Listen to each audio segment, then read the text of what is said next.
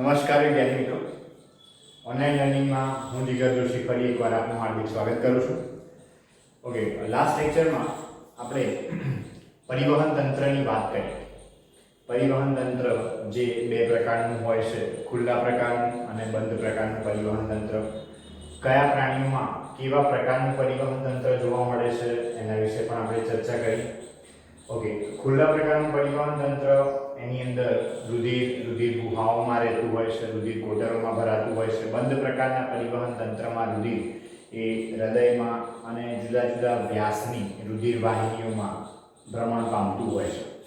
Okay, તો અત્યારે આપણે જે જોઈ રહ્યા છીએ વિદ્યાર્થી મિત્રો, એ છે આપણું વર્ગીકરણના આધારો, કે આપણે પ્રાણીઓને કયા કયા આધાર ઉપર વર્ગીકૃત કરી શકીએ, અને એની અંદર આપણે ખુલ્લું અને બંધ પરિવહન તંત્ર વિશે સમજ્યા.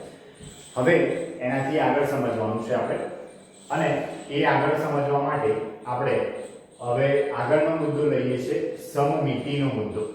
સમમિતિ. ઓકે, સમમિતિ એને ઇંગ્લિશમાં એસિમેટ્રી તરીકે ઓળખવામાં આવે છે, અને પ્રાણીઓમાં જુદા જુદા પ્રકારની સમમિતિઓ જોવા મળતી હોય છે, અને આ સમમિતિના આધારે આપણે પ્રાણીઓને ટોટલ 3 ભાગમાં વિભાજિત કરી શકતા હોઈએ છીએ. ઓકે, સૌથી પહેલા આપણે વાત કરીએ અસમમિતિની. અસમમિતિ, જેને એસિમેટ્રી તરીકે ઓળખવામાં આવે. અસમમિતિ અથવા એસિમેટ્રી. ઓકે, કોને કહીશું? ખાસ ધ્યાન આપીશું વિદ્યાર્થી મિત્રો. અહીંયા માની લો કે મારા પાસે કોઈ એક આ પ્રાણી છે. ઓકે, XYZ પ્રાણી છે. આ પ્રાણીને બિલકુલ આ એનો કેન્દ્ર ભાગ છે. કેન્દ્ર ભાગ, પ્રાણીના શરીરનો આ બિલકુલ કેન્દ્રનો ભાગ છે. ઓકે, હવે આ કેન્દ્રના ભાગમાંથી પસાર થતી કોઈ પણ એક ધરી આપણે વિચારીશું. માની લો કે હું આ એક ધરી વિચારું છું. ઓકે, બીજી એક આ ધરી વિચારું છું. ઓકે, ત્રીજી એક આ ધરી વિચારું છું. ચોથી એક આ ધરી વિચારું છું. કોઈ પણ એક ધરી કેન્દ્રમાંથી પસાર થતી, મધ્ય અક્ષમાંથી પસાર થતી કોઈ પણ એક ધરી જો પ્રાણી શરીરને બે સરખા ભાગોમાં વિભાજિત કરી શકે નહીં, તો એવું સમમિતિ એને અસમમિતિ તરીકે ઓળખવામાં આવે. તો એવી સમમિતિ એને અસમમિતિ તરીકે ઓળખવામાં આવે. Okay, let us talk about some detailed information. Suppose કે મારી પાસે આ કોઈ એવું પ્રાણી છે. આ પ્રાણી, આ એનું શરીરનો મધ્ય ભાગ થયો. ચલો, જો હું આ પ્રાણીને એના મધ્ય ભાગમાંથી પસાર થતી આ ધરીએથી કાપું છું, તો શું એના શરીરના બે સરખા ભાગ થશે? નહીં થાય. ઓકે, ચલો, બીજી કોઈ એક આ ધરીથી કાપું છું તો બે સરખા ભાગ થશે? નહીં થાય. ઓકે, ત્રીજી કોઈ આ ધરીથી કાપું છું તો બે સરખા ભાગ થશે? નહીં થાય. ચોથી આ ધરીથી કાપું છું તો બે સરખા ભાગ થશે? નહીં થાય.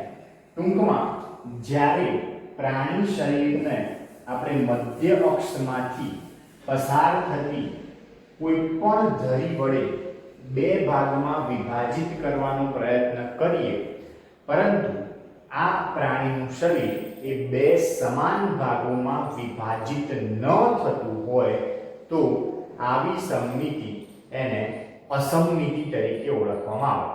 બરોબર છે? ફરી એકવાર બોલી દઉં છું વિદ્યાર્થી મિત્રો. જ્યારે પ્રાણી શરીરના મધ્ય અક્ષમાંથી પસાર થતી ધરી, કોઈ પણ ધરી, એ પ્રાણી શરીરને સરખા ભાગોમાં વિભાજિત ન કરે, તો એને અસમમિતિ તરીકે ઓળખવામાં આવે. મતલબ કે તમે મધ્ય અક્ષમાંથી પસાર થતી એવી એક પણ રેખા કે એક પણ ધરી ન વિચારી શકો કે જેનાથી પ્રાણી શરીરના બે સમાન ભાગ થાય. ઓકે, ચલો, તો આવી અસમમિતિ એ કયા પ્રાણીઓ ધરાવે છે એના વિશે આપણે સમજીએ. પહેલા આવી અસમમિતિ ધરાવતા પ્રાણીઓ, એમાં વાદળીઓ ઉદાહરણ બેસ્ટ છે આપણા માટે.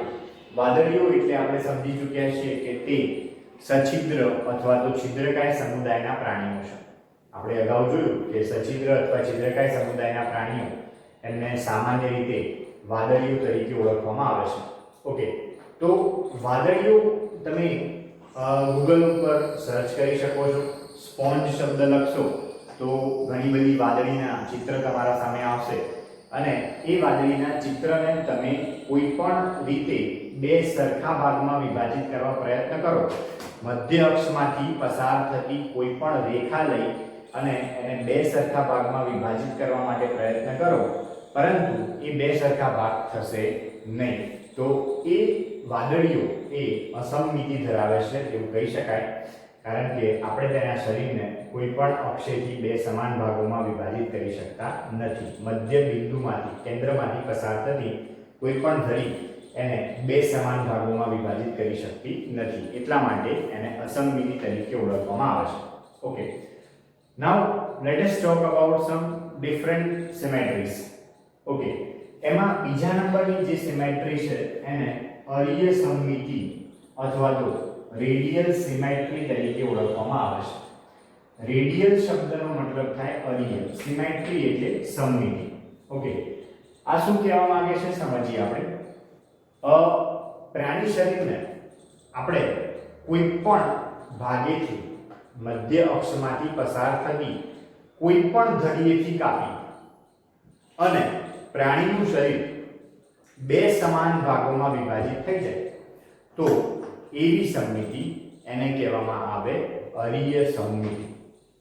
ફરી એકવાર ઉદાહરણ સાથે સમજો. અહીંયા દાખલા તરીકે સપોઝ આ કોઈ XYZ પ્રાણી છે આપણા પાસે.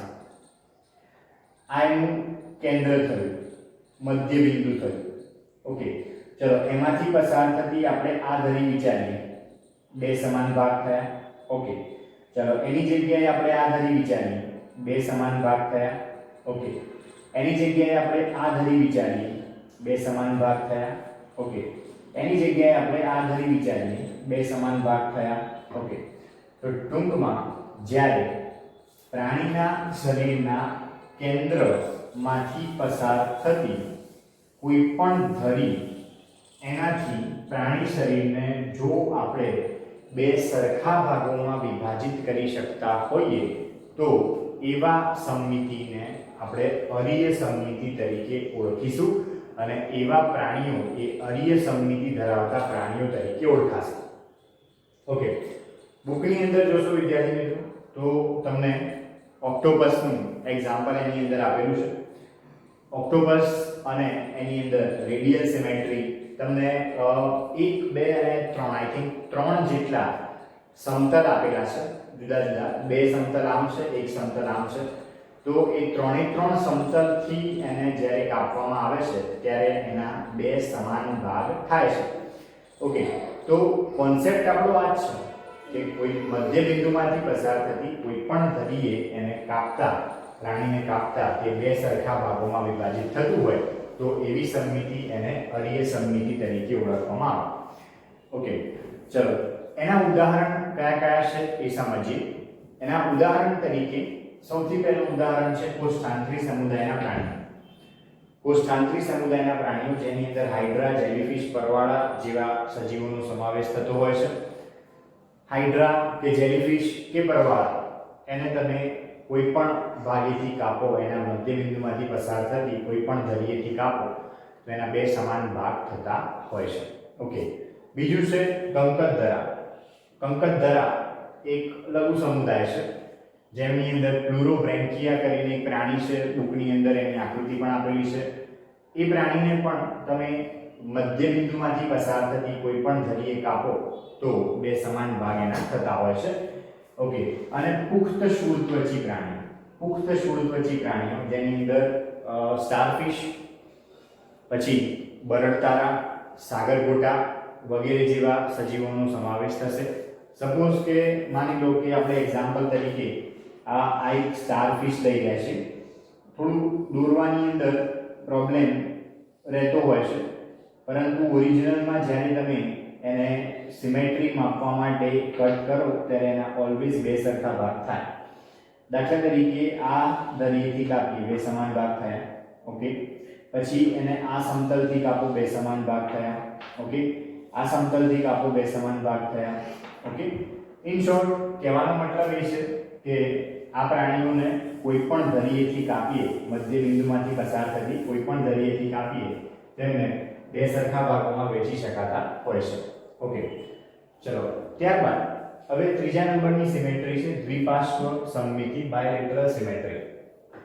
દ્વિપાર્શ્વ સમમિતિ અથવા બાયલેટરલ સિમેટ્રી કોને કહેવામાં આવે? તો હવે જ્યારે સજીવના મધ્ય અક્ષમાંથી પસાર થતી રેખા એ સજીવ શરીરને બે ભાગોમાં વિભાજિત કરે, પરંતુ આવી એક જ રેખા અથવા આવું એક જ અક્ષ મળે કે જે એને બે સરખા ભાગોમાં વિભાજિત કરતો હોય, બીજા કોઈ પણ અક્ષે બે સમાન ભાગ થાય નહીં, તો એવી સમમિતિ એને દ્વિપાર્શ્વ સમમિતિ તરીકે ઓળખવામાં આવે. એટલે લખાણ હવે હું અહીંયા વાંચી રહ્યો છું કે જ્યારે પ્રાણી શરીરને મધ્ય અક્ષ પર કોઈ એક જ ધરીથી બે સરખા ડાબા અને જમણા ભાગમાં વિભાજિત કરી શકાતું હોય, તો એવી સમમિતિ અને દ્વિપાર્શ્વ સમમિતિ તરીકે ઓળખવામાં આવે. ઓકે, મતલબ કે મધ્ય બિંદુમાંથી પસાર થતી આપણને કોઈ એક જ રેખા પ્રાપ્ત થશે.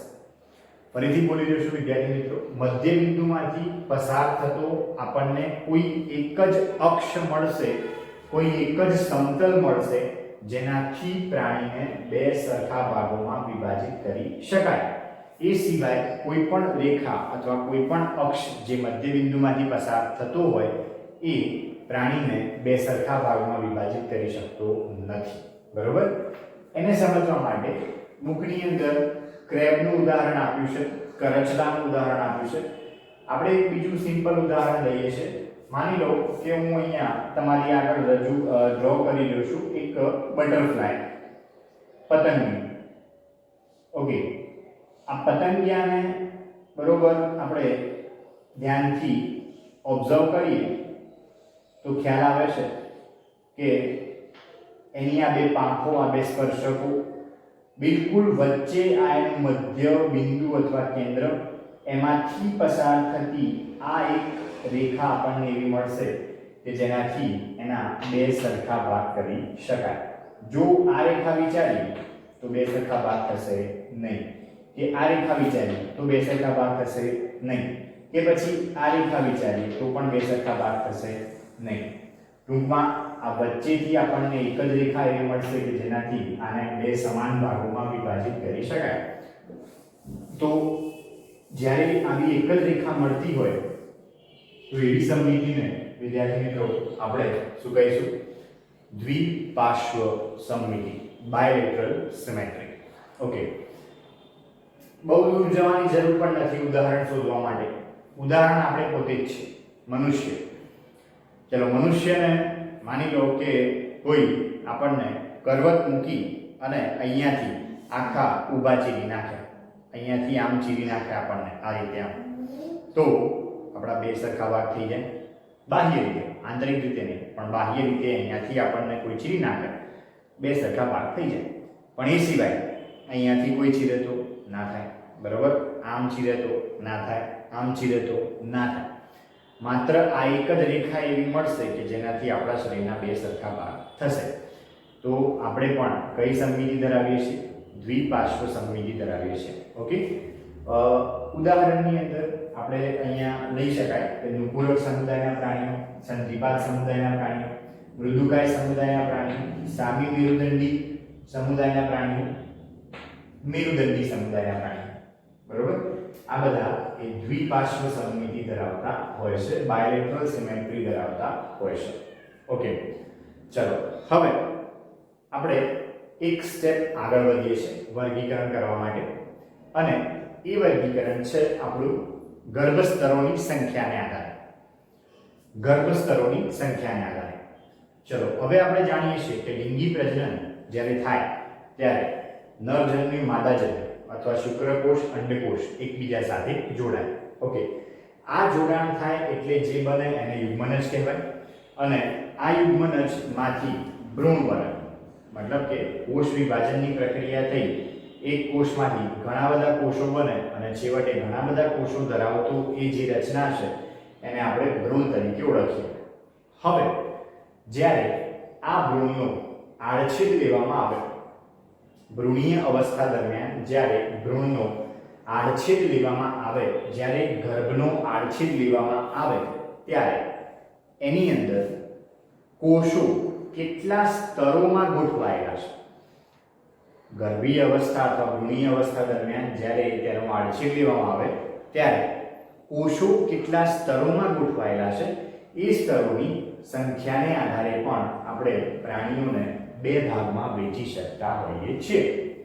ઓકે, સપોઝ કે મેં એક ગર્ભ લીધો અને એનો એક આડછેદ કર્યો અને આડછેદની અંદર મને એ કોષો જે છે ગર્ભના એ ટોટલ બે સ્તરોમાં દેખાયા. બે અલગ અલગ સ્તરોમાં એ કોષો દેખાયા. તો બે ગર્ભ સ્તરો જોવા મળ્યા એવું કહેવાય. બે ગર્ભ સ્તરો એટલે આવા પ્રાણીઓને આપણે દ્વિગર્ભસ્તરી પ્રાણીઓ તરીકે ઓળખીએ છીએ. આવા પ્રાણીઓને દ્વિગર્ભસ્તરી પ્રાણીઓ તરીકે ઓળખીએ છીએ. ઓકે, હવે જો આપણે કોઈ ગર્ભનો આડછેદ લઈએ અને એનું અવલોકન કરીએ અને અવલોકન કરતા આપણને માલુમ પડે કે એની અંદર જુદા જુદા કોષો જે છે એ જુદા જુદા ત્રણ પ્રકારના સ્તરોમાં ગોઠવાયેલા છે, ત્રણ લેયરમાં ગોઠવાયેલા છે, તો એવું પ્રાણી એને ત્રિગર્ભસ્તરી પ્રાણી તરીકે ઓળખવામાં આવે. એવું પ્રાણી ત્રિગર્ભસ્તરી પ્રાણી, ટ્રિપ્લોબ્લાસ્ટિક એનિમલ તરીકે ઓળખવામાં આવે. ઓકે વિદ્યાર્થી મિત્રો, અહીં આપણે ગર્ભના આડછેદ બતાવેલા છે આ આકૃતિની અંદર. આ એક ગર્ભનો આડછેદ છે, આ બીજા એક ગર્ભનો આડછેદ છે. આ ગર્ભના આડછેદની અંદર આપણને સૌથી બહાર આટલેથી આટલું જે સ્તર દેખાય છે એ બહારનું ગર્ભસ્તર છે અને એના પછીનું આટલેથી આટલું જે ગર્ભસ્તર દેખાય છે એ અંદરનું ગર્ભસ્તર છે. મતલબ ટોટલ આપણને બે ગર્ભસ્તરો દેખાય છે. એટલે આ પ્રાણી એને આપણે દ્વિગર્ભસ્તરીય પ્રાણી તરીકે ઓળખીશું. એમાં બહાર તરફનું જે ગર્ભસ્તર છે, આ ગર્ભસ્તર જે છે એને બાહ્ય ગર્ભસ્તર તરીકે ઓળખવામાં આવે છે અને અંદર તરફનું આ જે ગર્ભસ્તર છે એને અંતઃગર્ભસ્તર તરીકે ઓળખવામાં આવે છે. આવા બે પ્રકારના ગર્ભસ્તરો આપણને જોવા મળે. ફરી એકવાર, આ ગર્ભસ્તર બાહ્ય ગર્ભસ્તર છે અને આ ગર્ભસ્તર અંતઃગર્ભસ્તર છે. આમાં મેં આ બધા જે છે કોષો બતાવેલા છે અને કોષોની અંદર આ બધા એના કોષ કેન્દ્રો બતાવેલા છે. કોષો અને તેના કોષ કેન્દ્રો આપણે અહીંયા બતાવેલા છે. ઓકે, તો આ બાહ્ય ગર્ભસ્તર થયું, આ અંતઃગર્ભસ્તર થયું. પરંતુ અહીંયા તમે જોઈ શકો છો વિદ્યાર્થી મિત્રો કે આ પ્રાણી અથવા તો આ દ્વિગર્ભસ્તરીય રચના એની અંદર બાહ્ય ગર્ભસ્તર અને અંતઃગર્ભસ્તર વચ્ચે એક રચના છે, અલગ રચના. આ રચના એને મધ્ય શ્લેષ્મ સ્તર તરીકે ઓળખવામાં આવે છે. કયું સ્તર? મધ્ય શ્લેષ્મ સ્તર, જે કોષો ધરાવતું નથી. એટલે અહીંયા મેં શબ્દ વાપર્યો છે અકોષીય મધ્ય શ્લેષ્મ સ્તર. અકોષીય મધ્ય શ્લેષ્મ સ્તર. ઓકે, તો આની અંદર કોષો હોતા નથી. એટલે અહીંયા આપણા પાસે બે ગર્ભસ્તરો થાય. એક એક્ટોડર્મ, એક્ટોડર્મ એટલે બાહ્ય ગર્ભસ્તર અને બીજું એન્ડોડર્મ, એન્ડોડર્મ એટલે અંતઃગર્ભસ્તર.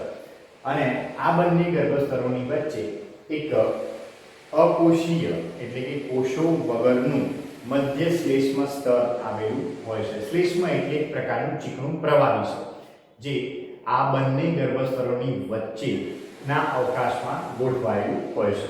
ઓકે, તો હવે લખાણમાં આપણે જે લખ્યું છે એની ચર્ચા હું કરી દઉં કે જે પ્રાણીઓમાં કોષો ગર્ભ વિકાસ દરમિયાન કોષો એ બે ગર્ભસ્તરોમાં ગોઠવાયેલા હોય, બાહ્ય ગર્ભસ્તર અને અંતઃગર્ભસ્તર, તેમને દ્વિગર્ભસ્તરી પ્રાણીઓ કહે છે. ઓકે, દાખલા તરીકે ઉદાહરણ મેં અહીંયા આપેલું છે કોષ્ઠાંતરી અને કંકતધરાના પ્રાણીઓ. કોષ્ઠાંતરી અને કંકતધરા, પેલો ચાર્ટ જો તમે જોયો હશે, ચાર્ટ જો તમે તૈયાર કર્યો હશે તો તમને એની અંદર ક્લિયરલી આ વસ્તુ મળી જશે. આપણે મેટાઝોઆના નીચે બે ભાગ પાડ્યા, દ્વિગર્ભસ્તરી અને ત્રિગર્ભસ્તરી. બરોબર? તો સોરી, મેટાઝોઆના નીચે બે ભાગ પાડ્યા, પેરાઝોઆ અને યુમેટાઝોઆ. યુમેટાઝોઆના નીચે બે ભાગ પાડ્યા, દ્વિગર્ભસ્તરી અને ત્રિગર્ભસ્તરી. ઓકે, તો તો દ્વિગર્ભસ્તરીની નીચે આપણે સ્પષ્ટ લખ્યું કોષ્ઠાંતરી સમુદાયના પ્રાણીઓ, એમાં કંકતધરા પણ આવે, એટલે કોષ્ઠાંતરી અને કંકતધરાના પ્રાણીઓ. ઓકે, ચલો ત્યારબાદ તેઓમાં બાહ્ય ગર્ભસ્તર અને અંતઃગર્ભસ્તરની વચ્ચે અવિભેદિત સ્તર સ્વરૂપે મધ્ય શ્લેષ્મ સ્તર ગોઠવાયેલું હોય છે. મધ્ય શ્લેષ્મ સ્તર એમાં આવેલું હોય છે. ઓકે, હવે બીજી એક વસ્તુ વિદ્યાર્થી મિત્રો કે આ જે વચ્ચેનો અવકાશ વચ્ચેનું પોલાણ બંનેમાં આ ત્રિગર્ભસ્તરીય રચના છે. આ રચના ત્રિગર્ભસ્તરીય છે, બરાબર. પણ બંનેની વચ્ચેનો જે અવકાશ છે, પોલાણ છે, એ પોલાણ એને આંતરકોષ્ઠ અથવા કોષ્ઠાંત્ર તરીકે ઓળખવામાં આવે છે. આંતરકોષ્ઠ અથવા કોષ્ઠાંત્ર તરીકે તેને ઓળખવામાં આવે છે. અને આ એ જ પોલાણ છે વિદ્યાર્થી મિત્રો કે જેમાંથી ભવિષ્યમાં આ સજીવ એનો પાચન માર્ગ બનવાનો છે. આ સજીવ એનો પાચન માર્ગ બનવાનો છે. એટલે કે આ આંતરકોષ્ઠ અથવા કોષ્ઠાંત્ર એ ભવિષ્યમાં જેનું નિર્માણ કરતું હોય છે, એ ભવિષ્યમાં પાચન માર્ગનું નિર્માણ કરે છે. પાચન માર્ગનું નિર્માણ કરે છે. આ બંને કોષ્ઠાંતરીઓ જે છે એની અંદર પાચન માર્ગ જેવું ખાસ હોતું નથી, પણ એમાં આ પોલાણ એ આખું સળંગ જીવન દરમિયાન જોવા મળતું હોય છે. કોષ્ઠાંત્ર એ લાઈફ ટાઈમ દરમિયાન એમના શરીરમાં હાજર હોય છે. જ્યારે સિવાયના પ્રાણીઓમાં આ પોલાણ જે છે પાચન માર્ગ બનાવે છે. આખો મુખદ્વારથી શરૂ કરી, આપણે મનુષ્યની વાત કરીએ તો મુખદ્વારથી શરૂ કરી મળદ્વાર સુધી આપણો જે પાચન માર્ગ છે એની વચ્ચેનું જે પોલાણ છે એ ગર્ભ વિકાસ દરમિયાન આંતરકોષ્ઠ હતું. આંતરકોષ્ઠ. ઓકે, તો આ વાત થઈ દ્વિગર્ભસ્તરી પ્રાણીઓ અને એના ઉદાહરણ ખાસ યાદ રાખીશું વિદ્યાર્થી મિત્રો. ઉદાહરણમાં કોષ્ઠાંતરી અને કંકતધરાના પ્રાણીઓ. ઓકે, હવે આપણે વાત કરવી છે ત્રિગર્ભસ્તરી પ્રાણીઓ વિશે.